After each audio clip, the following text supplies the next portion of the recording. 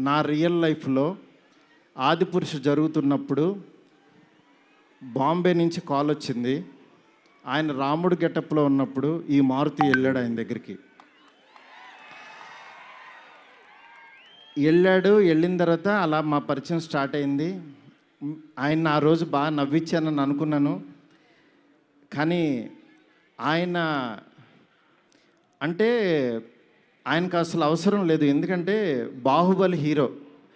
కాశ్మీర్ వెళ్ళినా, ఆఫ్రికా వెళ్ళినా, ఇంకెక్కడికో మసైబారా అని ఏదో మారుమూల గ్రామం సౌత్ ఆఫ్రికాలో ఎక్కడో వెళ్తే నేను ఫిల్మ్ డైరెక్టర్ని అన్నా. అవునా అన్నాడు. పైనుంచి కింద చూశాడు. నా హీరో ఎవరో తెలుసా అన్నా. అంటే ఎవరని అన్నాడు.